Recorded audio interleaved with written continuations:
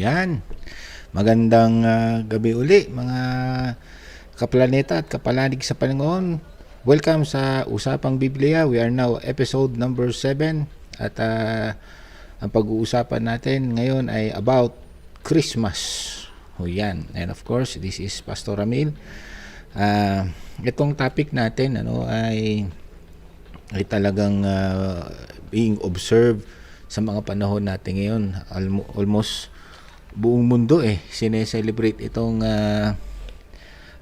Christmas at naging issue ito sa ating mga mananampalataya because there are some denominations that believe that Christian should not celebrate Christmas because of the notion na ang Christmas is has a pagan origin.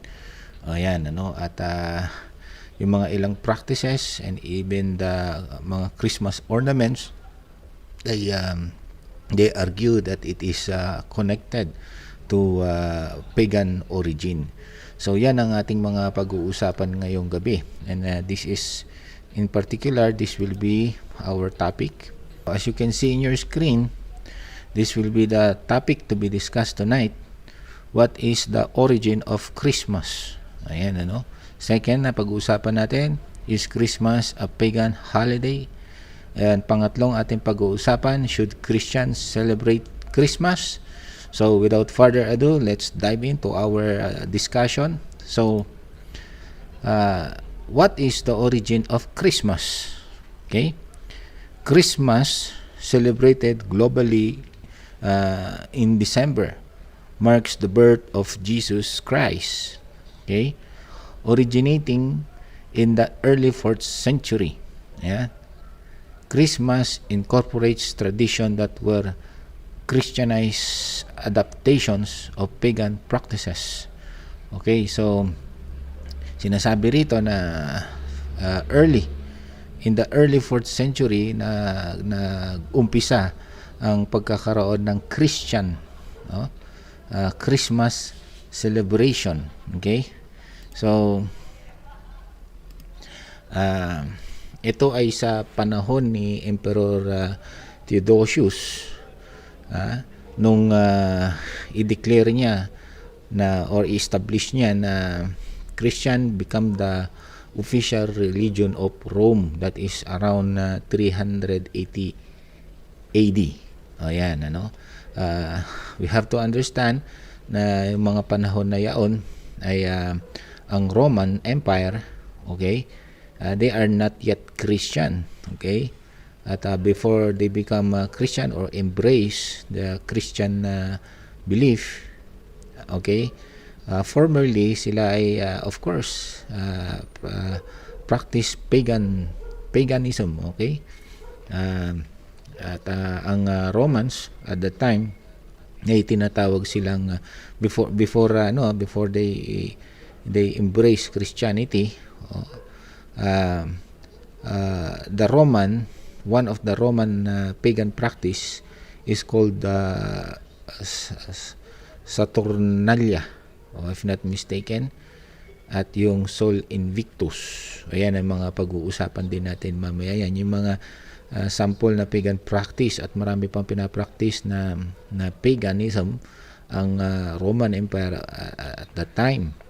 Okay, now in early 4th century AD, yun nga, to be exact, around 380 AD, okay, yun nga na officially ay na-establish nga na ang Christianity become the official religion of Rome. At sa panahon na yan, the Roman Empire, okay, blended the Christian belief or Christian concepts with their pagan belief, okay. So hindi totally na tinalikuran ng Roman Empire yung mga pagan practice nila at that time, but instead they just blend the Christian belief pagan belief. Okay? Kaya yung panahon na yan ay sinasabi natin na the pagan practice of Rome, some of the practice was Christianized. Okay. So going back to the answer, what is the origin of Christmas? Okay. So Christmas incorporates traditions that were Christianized adaptation of pagan practices. Now, the exact date of Jesus' birth is unknown. So it's unknown, of course, that is it is unknown because it is not definitely or taught in the Bible or even described in the Bible kung kailan pinanganak ang Panginoong Hesukristo. Although there are some what we call theoretical guess, ay hindi definitive, hindi mapatunayan kung ano talagang exact date na ipinanganak ang Panginoong Hesukristo. Lahat sila is just a theory. Okay? Now, the exact date of Jesus' birth is unknown, but December 25 gained acceptance, coinciding with the Roman festival Saturnalia and Sol Invictus. Okay? Now, itong Saturnalia and Sol Invictus, okay, especially itong Sol Invictus, it was believed by the Romans at the time that itong si Sol Invictus, isa ito sa mga pagan gods ng Roman Empire at that time. They believed that December 25 is the birth of that pagan god, na kung tawagin ay si Sol. Okay, yung Saturnalia naman, this is the celebration around December 17 up to December 24. Okay, now let us continue. When Christianity became Rome's state religion, that is around 300 AD by the pronouncement of Emperor Theodosius, okay, December 25 transformed into the Feast of the Nativity. Okay, ano ba tong kung tawagin nila ay Feast of Feast of Nativity. Okay, itong Feast of Nativity, ito yung paniniwala nating mga Kristiyano na dito sineselebrate natin itong Feast of Nativity dahil ito yung we believe that this is the celebration whereas Jesus Christ became man, yan, or Jesus Christ was incarnated. Okay, yan yung Feast of Nativity. Okay, providing a Christian alternative to pagan celebrations. Okay, ayan. So while some elements overlap, Christmas distinctly honors Jesus' birth, and its observance is a matter of individual conscience. Okay, of course, based on Romans chapter 14 verse 5 as taught by Apostle Paul. So tignan nga natin to, Romans chapter 14 verse 5. So hintay lang natin na mag-load. Habang hinihintay natin na mag-load ay sandali lang, ibalik lang natin dito sa natin. So discuss ko pa yung iba rito. Sabi rito, okay, while some elements overlap, yung elements na nag-overlap, kagaya ng mga yung gift giving, na ginagawa sa Christmas, Christian Christmas, at itong Saturnalia, meron kasing practice din ang Saturnalia na gift giving, at ganun din sa Christmas, may pagbibigay ng mga regalo, nag-overlap yung mga elements na ganito, o ano pa, kagaya ng halimbawa nung pagkakaroon ng tawag dito, salo-salong kainan, di ba? Pag Christmas diyan nagsasalo-salo as a family, together with friends and even neighbors at sama-samang kumakain. Dito sa Saturnalia may ganyan din kasing mga practice. Pero yung meaning ng mga practice sa Saturnalia ay iba ang meaning sa Christian Christmas practice. Halimbawa, yung pagbibigay ng regalo ay iba ang kahulugan niyan doon sa practice ng Saturnalia. Kasi sa Saturnalia, ang concept nila, kaya sila nagbibigay ng regalo, of course, hindi para gunitain ang Panginoong Hesukristo. Kung hindi ang purpose ng kanilang pagbibigay, ayun nga, dahil nga naniniwala sila na itong Diyos, pagan god nila na si Saturn, okay, ay siya ang nagpapala sa kanila sa kanilang mga ikinabubuhay, itong si Diyos ang Saturn. Kaya nagbibigay sila ng ligaro ay walang kinalaman yan tungkol sa Panginoong Hesukristo. Wala ring kinalaman kahit sa ating Diyos. So ayan yung halimbawa. Although parehas na nagkakaroon ng gift giving, ay magkaiba ang layunin ng practice ng Saturnalia at ng practice ng Christian. Okay? Ganon din yung pagsisindi ng kandila. Okay? Sa Christian, nagsisindi ng kandila is to give honor to God, Pero sa Saturnalia, sa pagsisindi nila ng kandila, yan ay sumisimbolo sa Diyos na si Sol, sapagkat itong si Sol Invictus ay also tinatawag din nila nito na the unconquered sun or the invincible sun o araw. Yan, So tingnan nga natin kung okay na yung talata natin, kung nag-load na. So habang inihintay natin mag-load, tuloy natin itong discussion. Balikan natin yan mamaya. Okay, so ayan. So tignan natin yung Feast of Nativity. Yan yung definition ng Feast of Nativity o Nativity. Nativity, yan. Refers to the celebration of the birth of Jesus Christ observed during Christmas. It is a Christian festival that commemorates the incarnation of Jesus, emphasizing the belief that God became human in the form of Jesus Christ. So yan yung Feast of Nativity na nabanggit natin kanina. Ayan, Okay? Now, let us look at the definition of Saturnalia and Sol Invictus. Okay? So, itong Saturnalia, again, this is one of the pagan belief na observed by the Roman Empire before they embraced Christianity on early 4th century. Now let us look at the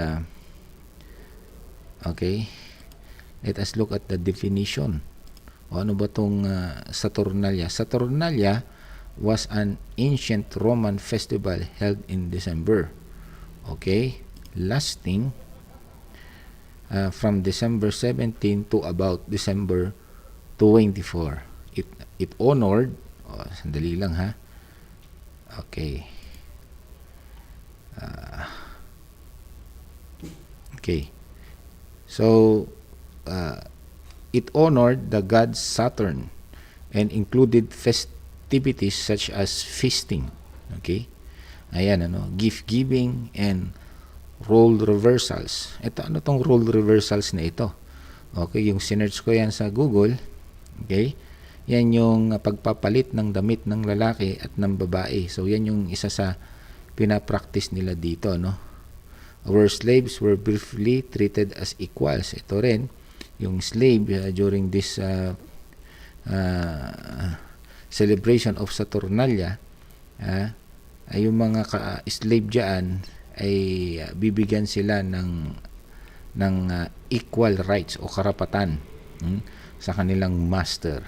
Kaya doon sa hapagkainan, kasamang kakain ang alipin at ang master. At kung may entertainment doon, equal din silang i-entertain. Pati sa gift giving, they will be treated equal. Treated as equal. So yan yung pinapractice sa Saturnalia. Actually, kung gusto nyo pa malaman yung mga pinapractice at that time dyan sa Saturnalia, okay, you just go to Google dyan sa Wikipedia at makita nyo pa. Meron pa dyan yung pinapractice ng pagsisindi ng maraming kandila, abundant candle light, sabi diyan, to represent, kasi nga son of invincible sun invisible na araw or unconquered sun. Yan nire-represent nga yung si Sol at itong si Saturnalia na Diyos-Diyosan. Okay? Ayan. So ano pa yung sinasabi diyan? Okay. Ako yan So tingnan naman natin ito namang Sol Invictus. Ayan, Sol Invictus. Makikita nyo, ganyan yung isa sa symbol ng Sol Invictus. Ayan, yung kanyang ulo ay merong araw, represent sun, kasi Saturn sun nga yan, Okay. So ano naman tong Sol Convictus? Tingnan natin. Okay. So Sol Invictus, meaning the unconquered sun, yan nga, was a Roman festival celebrating the winter solstice on December 25. So yung celebration nitong Roman festive na Sol Invictus is being celebrated every December 25. It marked the gradual lengthening of daylight after the shortest day of the year. Ayan. The festival emphasized the power of the sun and was associated with the sun god. Ayan. So, nakikita po natin dyan kung paanong di ba nga may paniniwala, it was accepted, although it is not definitive, that Jesus Christ believed that born on December 25. Ito namang si Sol Invictus pinaniniwalaan din na ipinanganak nga sa December 25. Kaya nung na-establish ang Roman Empire na ang Christianity ay inaccept nila as their official religion, nakita natin how this concept about about Sol Invictus, kung paanong na-blend yung Christianity rito. Kaya nga sabi, na-Christianize itong some pagan practices. Okay? So, tignan pa natin, ano pa ang sinasabi rito. So, Sol Invictus, meaning the unconquered sun, was a Roman festival celebrating the winter solstice on December 25. Yan, It marked the gradual lengthening of daylight after the shortest day of the year. The festival emphasized the power of the sun and was associated with the sun god. Yan. Okay, so now let us discuss itong next question. Is Christmas a pagan holiday? Ayan. So, Christmas is not a pagan holiday. Okay, bakit? Tandaan natin, hindi ma-prove sa pag-aaral na ang concept ng Christmas Christian ay pagan ang nagpasimula, because ang concept nga ng Christmas Christian is celebrating the birth or the incarnation of our Lord Jesus Christ. Kaya nga it is strongly believed that nag-umpisa yan, itong Christmas celebration on the early 4th century AD. Under, yun nga, gaya na sinabi ko, under Emperor Theodosius. Remember, when around 300 AD, when Constantine was believed, converted into Christianity, doon nag-start na ang mga Roman leaders, generals, ay nagkaroon ng mga Christian convert. At sa panahon nga ni Emperor Theodosius, around 380 AD, ay for the first time na nagkaroon ng emperor na Christian convert, at dito nga nagkaroon ng adaptation ng Christian practices and blended into other pagan practice of the Roman Empire. Okay? Pero again, hindi natin masabi na ang nag-imbento ng Christmas, Christian Christmas ay mula sa mga pagano, kasi si Emperor Theodosius, he's already a converted Christian nung umpisahan na i-celebrate itong Christmas Christian. Ang problema nga lang ay isinabay kasi ito sa selebrasyon na Sol Invictus at Saturnalia. Okay? Pero although isinabay ito, ay separate yung idea. Sa idea ng Christian, they celebrate this event, Christmas, in the concept of celebrating the incarnation of Jesus Christ. Of course, sa Saturnalia, hindi naman ganon ang idea ng celebration nila. Kaya sinasabi natin dito, Christmas is not a pagan holiday. It's a Christian celebration of Jesus Christ's birth. While some Christmas traditions may have distant pagan roots, okay, their current meaning is what matters. The use of symbols like trees or candles should be evaluated based on present significance. Yan. Halimbawa, yung pagsisindi ng kandila sa panahon ng pagse-celebrate ng Saturnalia at Sol Invictus ng mga Roman Empire way back early centuries AD, ay iba yung konsepto nila. Sa atin, pag nagsindi tayo ng kandila, hindi naman si Saturn God at Sol Invictus ang iniisip natin. Hindi, ang iniisip natin ay walang iba kung hindi si Jesucristo. Okay? Ano pa? The use of symbols like trees, ito namang trees, yun, di ba, yung pagpuputol ng puno. Of course, may pagan practice na nagpuputol sila ng puno, inaanyuan nila, binibigyan nila ito ng anyo, at ito'y pinapasok sa loob ng kanilang bahay. Kasi that is, ang concept nila doon, again, hindi para kay Jesucristo, not to celebrate the incarnation of Jesus Christ, but rather they are celebrating Diyos-Diyosan, kagaya nga ng mga pagan gods. Sa ating Christian, kung tayo man ay magputol ng kahoy, at gumawa tayo ng Christmas tree, ang concept naman natin dito ay walang iba kung hindi si Jesucristo. Okay?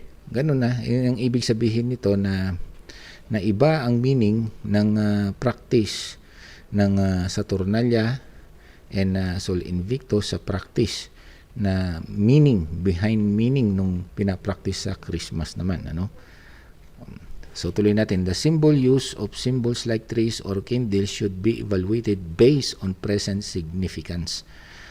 Iba naman ang pakahulugan natin sa ginagawa natin. The idea that Christmas has pagan origins lacks certainty. Even if some symbols had pagan connotations, their use today has evolved. Yan. Although, yun nga lang kasi, halimbawa, yung pagsisindi ng kandila, nagsisindi ang kandila during the time of celebration of Saturnalia, nagsisindi rin ng kandila ang mga Christian, every Christmas, although parehas ang ginagawa, pero of course, magkaiba ang pakahulugan. Kaya hindi natin pwede sabihin na yung Christmas is pagan origin kasi iba naman yung idea ng every practices sa Christmas. Okay? Even if some symbols had pagan connotations, nasabi dito, their use today has evolved. Yan. So, basahin nga natin yung sinasabi ko kanina doon sa sinabi ni Apostol Pablo dito sa... So, basahin natin uli, Romans 14 verse 5, may nagpapalaga sa isang araw ng higit kaysa ibang mga araw. May naniniwala namang pare-pareho ang lahat ng araw. Dapat tiyakin ng bawat isa kung ano ang kanyang pasya tungkol sa bagay na ito.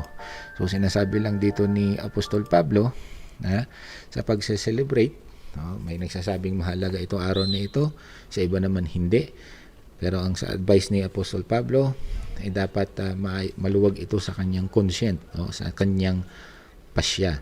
Kasi kung babasahin mo pang tuluyan, may sinasabi pa rito si Apostol Pablo, okay, ano man ang ginagawa natin na hindi base sa pananampalataya, doon ka nagkakasala. Okay? Roma 14 verse 23, Ngunit ang sinumang kumakain sa kabila ng kanyang pag-aalinlangan ay nagkakasala sapagkat hindi siya nagiging tapat sa kanyang paniniwala. Ang paggawa ng anuman na labag sa sariling paniniwala ay kasalanan. Yan So, depende yan sa personal conviction mo. Okay? Alam mo naman yan Halimbawa, pupunta tayo sa pagkain. Kasi ang Saturnalia celebration na pagan celebration, may practice sila doon na sabay-sabay silang kumakain. They eat, they feasting. Sa Christian Christmas, kumakain din tayo sabay-sabay. Pero yung ginagawa ng Saturnalia, kumakain sila. Okay? Ang gino-glorify nila doon, pinasalamatan nila doon ay yung Diyos-Diyosan nilang si Saturn, or the invincible sun. Yun ang kanilang layunin ng kanilang celebration na sabay-sabay kumakain. Tayo namang Christian, sabay-sabay tayong kumakain, pero ang layunin natin ay walang iba kung hindi pasalamatan ng Diyos. Kaya nga, di ba bago tayo kumakain, tayo nananalangin muna Kaya ganito sinasabi ni Apostol Pablo. Balikan natin. Sabi niya, kung sa pagkain naman, una, selebrasyon ng araw, ngayon naman, sa tungkol naman sa pagkain, sabi niya rito, ngunit sino mang kumakain sa kabila ng kanyang pag-aalinlangan ay nagkakasala. Mag-aalinlangan ka lang na kumakain, kung ang gino-glorify mo ay walang iba kung hindi ang Diyos, hindi ka nagkakasala. Pero kung ibang Diyos ang gino-glorify mo sa ginagawang pagpagpakain, ang pinasalamatan mo ay hindi Diyos, kung hindi mga Diyos-Diyosan at kung ano pang mga ani-anito dyan, ay nagkakasala ka doon. Yan ang sinasabi dyan. Okay? Ayan. So, again, pinaliliwanag din ni Apostol Pablo na hindi naman sa araw, hindi naman sa pagkain naliligtas ang tao, again, kung hindi sa pananampalataya sa Diyos. Ayan. So, kaya sinasabi natin dito sa dito na ang Christmas ay pwede hindi naman talaga to a pagan holiday because the concept behind are different from the pagan practices. Okay? Ayan. So, let us continue nga dito sa discussion natin. So, patuloy pa rin, is Christmas a pagan origin? The focus should be on the current cultural understanding, not historical origins. If there are unbiblical practices in Christmas celebrations, Christians should reconsider. Ito lang ang exemption. Kung halimbawa yung Christian Christmas celebration na pinapractice natin ngayon, ay may unbiblical practices, dapat ayan ang hindi natin dapat gawin. Sabi niyan, yan ang i-reconsider natin. May example dito. For example, feasting is biblical. Yung sama-samang kumakain. But gluttony is not. Pero yung katakawan, yan yung unbiblical practice. Yan. Yan yung isang halimbawa. Okay? So, giving gifts is biblical. But financial responsibility is crucial. Ano ibig sabihin nito? Biblical yung magbigay ng regalo. Di ba nga yung the 3 wise men nagbigay ng regalo sa Panginoong Hesukristo? Hindi masamang magbigay ng regalo. Pero, hindi to the point na financial responsibility, hindi yung tipong magbibigay ka ng regalo, maghihirap ka naman na. Or hindi kaya may coercion o pagpipilit. Yan yung sinasabi dito, but financial responsibility is crucial. Parang hindi rin yan naiiba sa pagbibigay natin ng ating love offering sa church. Kung ang pagbibigay mo ay mayroon ng coercion o napipilitan ka na lamang, hindi po giving yan. That is not Christian giving. Okay? Dapat ang Christian giving, again, hindi ka napipilitan, at of course, ginagawa mo ito is for glorifying God. Sabi nga doon, dahil sa inyong pagkakawang gawa, ay sabi ng Biblia, ay maraming nagpapasalamat sa Diyos. Di ba? As long na it is glorifying God, and the things that is glorifying God are those good things that being practiced that is founded in the Word of God. Yan. So, okay, tutuloy natin. So, yan Giving is biblical, but financial responsibility is crucial. Cultural practices can be co-opted for a Christian purposes, as seen in Paul's approach to pagan altars. So, sinasabi rito na kung tawag dito, yung mga Christian practices, basta ang purpose niya is again, is glorifying God. Merong nang turo si Jesus na naalala ko na kung saan he mentions about David, na kung saan si David ay kumain ng pagkain sa handog doon sa altar sa loob ng simbahan, pero hindi siya nagkasala. Okay? So again, the bottom line pa rin, is it glorifying God? Kasi itong silang David, nung kumain, nagpasalamat sila sa Diyos. Kaya nga may sinasabi ang Biblia, bago tayo kumain, i-commit muna natin sa Panginoon ng pagpapasalamat. Tingnan natin itong 1 Timothy chapter 4, verse 4. Ang lahat ng nilikha ng Diyos ay mabuti at walang dapat ipalagay na masama. Sa halip ay dapat tanggaping may pagpapasalamat, sapagkat ang mga ito ay nililinis ng salita ng Diyos at ng panalangin. Kuya, atras mo sa verse 3, ipinagbabawal nila ang pag-aasawa at ang ilang uri ng pagkain, mga pagkain nilikha ng Diyos upang kaining may pasasalamat ng mga mananampalataya at nakakaunawa ng katotohanan. Ano ibig sabihin niya na nakakaunawa sa katotohanan? Dahil alam naman natin na ang pagkain ay hindi naman yan ang magliligtas sa atin.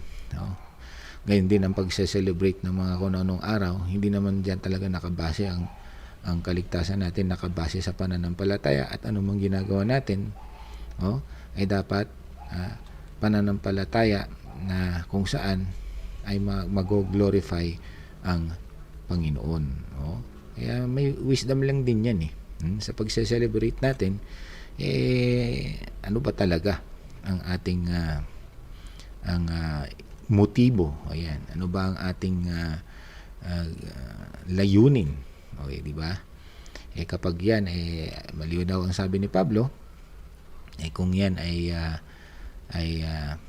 para sa anything that you do, 1 Corinthians 10:31, either you eat or drink, do it all for the glory of the Lord.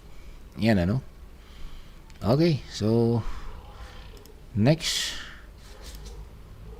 is Christmas a pagan origin? Katuloy pa rin pala, So ito sabi, similarly, Christmas celebration have been so thoroughly adopted by Christian that any suggested link to paganism is negligible. Ito yung katuloy na further explanation, in navigating cultural practices, Christian can either accept, reject, or redeem them. Romans 14:5-6 emphasizes personal conviction, allowing Christians to choose their approach to Christmas without judgment from others. So, basahin natin uli itong Romans 14 verses 5 and 6. So, sabi rito, balik tayo kay Romans chapter 14 verses 5 and 6. Sabi rito, may nagpapahalaga sa isang araw ng higit kaysa ibang mga araw. May naniniwala namang pare-pareho ang lahat ng araw. Dapat tiyakin ng bawat isa kung ano ang kanyang pasya tungkol sa mga bagay na ito. Ang nagpapahalaga sa isang araw ay nagpapahalaga rito alang-alang sa Panginoon. Yan, Ang kumakain ng anuman ay kumakain yon alang-alang sa Panginoon, sapagkat nagpapasalamat sa Diyos. Iyon namang hindi kumakain ng ilang uri ng pagkain ay gumagawa ng ganoong alang-alang din sa Panginoon. Ang nagpapasalamat din siya sa Diyos. Ayan, So kung isa-celebrate ang Christmas, bakit ba siya nagsa-celebrate? Kung ang motibo niya, layunin niya ay para magpasalamat sa Diyos, at paggugunita nga sa incarnation of our Lord Jesus Christ, walang masama. Okay? At malinaw yan, Roma 14:23, ano mang ginagawa mo na hindi base sa pananampalataya, doon ka nagkakasala. Pero kung ito'y base sa pananampalataya, ba't ka naman magkakasala? Okay? Ayan. So, tuloy po natin. Okay. So, eto naman, next question. Okay? Should Christian celebrate Christmas? Ayan. Ito yung sagot. The age-old debate on whether Christians should celebrate Christmas revolves around varied perspectives. So ito'y matagal nang pinagdidebatihan ito. Mula pa nung 4th century AD hanggang sa panahon natin ngayon ay ito'y mainit na pinagtatalunan pa rin. Ayan. At dahil sa pagtatalo na yan, dahil nga sa iba't ibang pananaw. Okay? Some argue against it, citing pagan origins of traditions. Dahil nga ininsist nila na hindi natin i-celebrate kasi nga it is may pagan origin siya. Okay? Yun ang argument ng iba. But dito nga napakita natin na napaliwanag natin, it's not so. Kasi iba ang konsepto behind Christian Christmas as a Saturnalia and a Sol Invictus. While others point to the absence of a specified birth date for Jesus in the Bible. Okay? The use of certain symbols like trees is contested, but interpretations vary. Notably, the Bible doesn't explicitly endorse or prohibit Christmas celebrations. Yan. So, makikita rin natin dito, ang solusyon dito, kung ako tatanungin, kung isa-celebrate ko man ang Christmas, pwede kong i-celebrate sa ibang araw, wag na December 25, para maiwasan yung para hindi katisuran ng iba. Pwede mong i-celebrate ng ibang araw like December 15, December 17, o December 23. Kasi sa Sol Invictus, ang eksaktong celebration nila is December 25. For the sake ng wag may matitisod. Para lang hindi isipin na yung ina-adapt natin yung pagan practice. But again, sakali man kahit gawin din naman nating December 25, the bottom line pa rin is the concept or the idea behind. Magkaiba ang idea ng Christian Christmas celebration, of course, sa idea ng Saturnalia celebration and Sol Invictus celebration. So, again, it's based on personal conviction pa rin according to Apostle Paul on Romans chapter 14. Okay? So, tuloy natin. So the old age debate on whether Christians should celebrate Christmas revolves around varied perspectives. Some argue against it, citing pagan origins of traditions, while others point to the absence of a specified birth date for Jesus in the Bible. Iba naman, argument nila ay hindi nga na-specify kung anong araw, kaya hindi dapat i-celebrate dyan.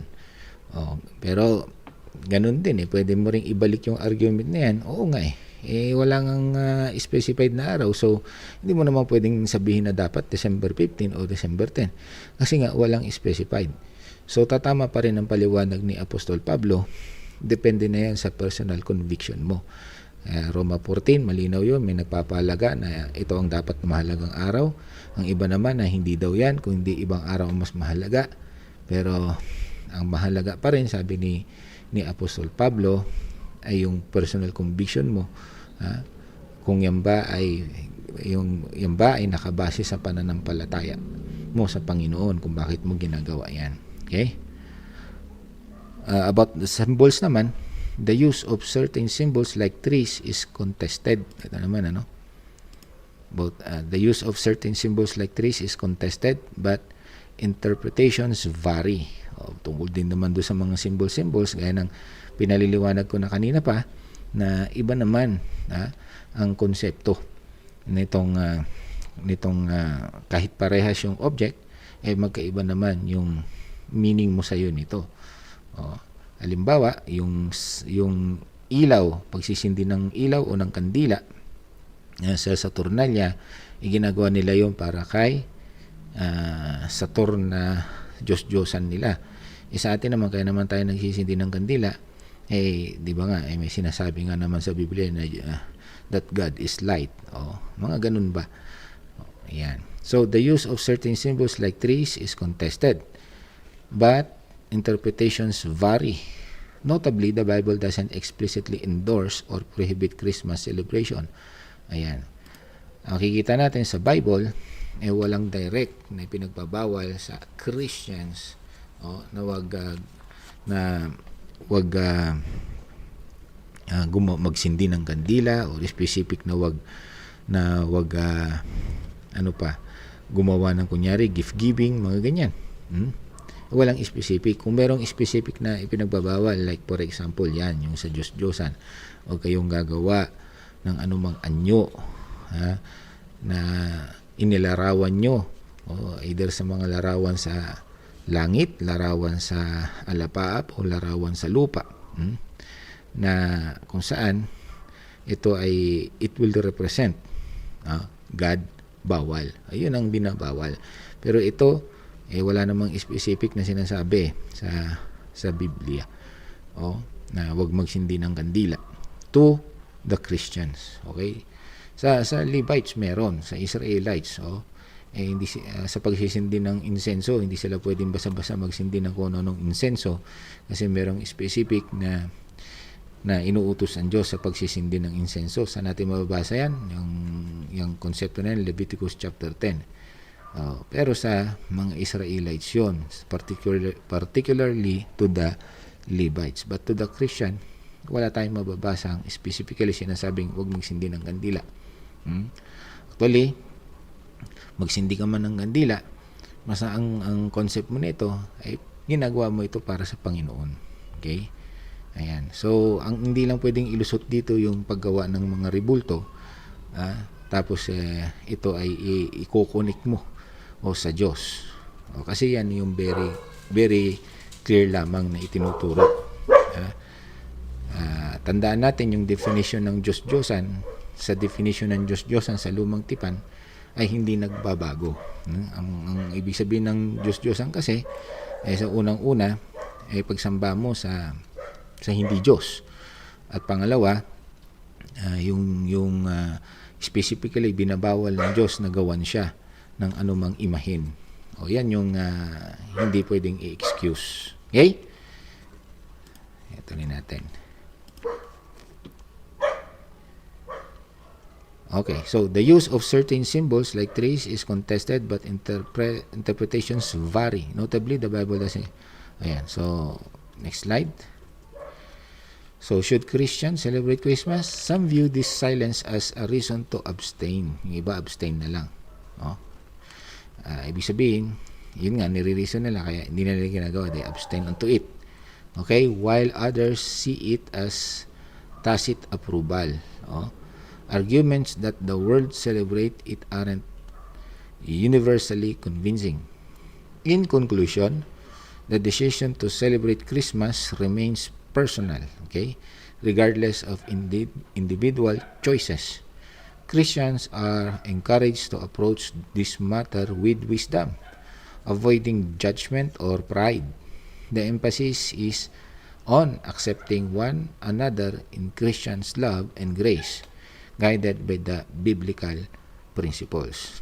Yan. So, ganun lang. Should we celebrate Christmas as Christians? Well, the answer is, as long you do not break any biblical principles, and doing that for the love and the grace of one another, since yun naman ang sabi ni Yesu Cristo, love one another, okay lang. Yan. So, I hope mga kapatid, nagkaroon tayo ng kalinawan dito sa topic natin ngayon about Christmas. So, dyan na tayo magtatapos. So, abangan nyo yung susunod na topic natin. Episode 8 na tayo. At if God's willing, itatopic ko naman yung is God the author of sin? Yan. Magandang usapan din yan. So, abangan nyo po yan. Okay, so dyan na po tayo magpapaalam.